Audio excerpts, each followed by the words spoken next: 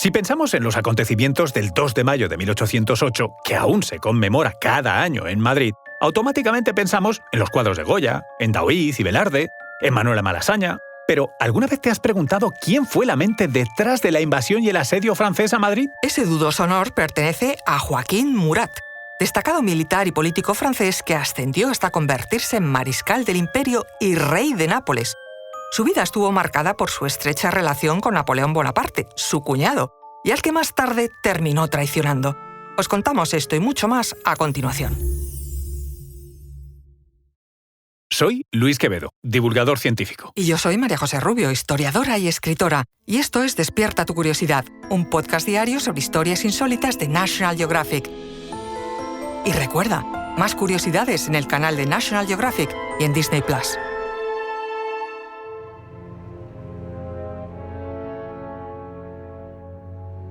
Originario de la localidad de La Bastide-Fourtonnière, en Francia, Joaquín Murat fue el menor de 11 hermanos de una humilde familia de posaderos. Nació el 25 de marzo de 1767 y sus padres ligaron originalmente su futuro al mundo eclesiástico. Así pues, Murat ingresó en el seminario de Toulouse. Sin embargo, haciendo gala de un espíritu inquieto y su inclinación por la aventura, decidió abandonar los hábitos religiosos en 1787 para alistarse en el ejército como soldado raso, en la Guardia Constitucional del rey Luis XVI. Solo 2 años después, la Revolución Francesa de 1789 brindó a Murat la oportunidad de forjarse un nombre en el ámbito militar. Demostró valentía y habilidades como jinete. Estas le permitieron ascender rápidamente en las filas. En 1795, durante la insurrección realista del 13 de Vendimiario, su actuación recuperando 40 cañones fue crucial para la defensa y para ganarse la confianza de Napoleón Bonaparte. Aquella irrupción fue fundamental en su carrera política posterior, ya que se convirtió en ayudante de campo de Napoleón, que lo llevó consigo a las campañas de Italia y Egipto. Tras éxitos militares y confirmarse como líder militar audaz y efectivo, en 1804 Napoleón nombró a Murat mariscal y gran almirante de Francia. Participó en batallas decisivas como Austerlitz y Jena, demostrando una vez más su destreza al mando de la caballería. Era astuto también en lo personal, así que otro de sus mayores éxitos fue casarse en el año 1800 con Carolina Bonaparte, hermana de Napoleón. Y por si los títulos acumulados fuesen pocos, en julio de 1808, Napoleón nombró a Murat rey de Nápoles, tras destronar allí también a los Borbones. En Nápoles implementó reformas inspiradas en el modelo francés, modernizando la administración y el sistema legal. Aunque sin duda uno de los episodios más significativos en la carrera de Murat fue su trascendental papel en el levantamiento del 2 de mayo de 1808 en Madrid. Tras el Tratado de Fontainebleau, firmado en octubre de 1807 entre Napoleón y el rey Carlos IV, las tropas francesas obtuvieron permiso para atravesar España con el supuesto objetivo de invadir Portugal. Y bien, la historia es bien conocida. Una vez estuvieron en territorio español, las fuerzas francesas comenzaron a ocupar diversas ciudades, generando desconfianza y tensión entre la población. En marzo de 1808, Carlos IV abdica en Fernando VII y después ambos fueron convocados por Napoleón en Bayona, Francia, dejando un enorme vacío de poder en España. Joaquín Murat entró en Madrid el 23 de marzo de 1808 al frente de un contingente de unos 25.000 soldados franceses. La misión era asegurar la capital y facilitar la transición del trono español a un monarca afín a los intereses napoleónicos. Para ello, Murat se instaló en el palacio que había sido residencia de Manuel Godoy, ahora confiscado, junto al Palacio Real. Desde allí, acompañado de sus generales, ejerció como gobernador de facto de la ciudad de Madrid. Cuando el 2 de mayo de 1808 se corrió el rumor del traslado del infante Francisco de Paula a Francia, el último de la familia real que quedaba por salir hacia Bayona, la multitud se congregó frente al Palacio Real, desencadenando enfrentamientos y manifestaciones violentas. Sentían que su familia real estaba siendo secuestrada por los franceses. Así pues, Murat decidió reaccionar rápidamente ante aquel levantamiento. Tomó severas medidas represivas destinadas a castigar a los insurgentes. La misma tarde del 2 de mayo, Murat firmó un decreto por el que una comisión militar ganaba autoridad para juzgar y condenar a todos aquellos capturados durante la rebelión.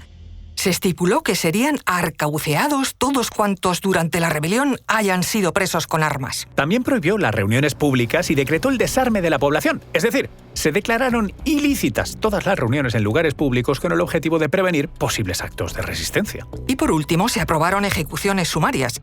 Por ejemplo, 32 personas fueron fusiladas en el Salón del Prado y otras 11 en puntos como Cibeles, Recoletos, Alcalá o Buen Suceso, el mismo 2 de mayo. Al día siguiente, 24 personas en Príncipe Pío y otras 12 en el Buen Retiro. El resultado final de bajas ha sido objeto de debate, pero se estima que cerca de 409 personas fallecieron. Murat tomó todas estas medidas con el convencimiento de que su severidad iba a servir para disuadir levantamientos y consolidar el control francés. Pero provocaron el efecto contrario. Aquellas medidas dieron inicio a la Guerra de Independencia Española, una resistencia generalizada de todo el pueblo. Después del 2 de mayo y la desastrosa campaña rusa de 1812, Murat perdió poder, a la par que la presión de las potencias europeas contra Francia aumentaba. Todo ello derivó en la inestabilidad de su propio reino de Nápoles. En enero de 1814, con el objetivo de preservar su trono, firmó un tratado de alianza con Austria, cambiando de bando y uniéndose a la Sexta Coalición contra Napoleón. Confirmada la derrota de Napoleón y su exilio en Elba, Murat buscó sobrevivir en Nápoles. Sin embargo, con lo que no contaba era con el retorno de Napoleón al poder durante los 100 días en 1815. En ese momento, a fin de recuperar su alianza, emitió la Proclamación de Rímini, llamando a los italianos a levantarse contra los austríacos. Pero esa campaña fue todo un fracaso. Murat cayó derrotado en la batalla de Tolentino en 1815 y fue depuesto y obligado a huir. Tras su derrota, huyó a Córcega, donde reunió a cerca de 1000 seguidores.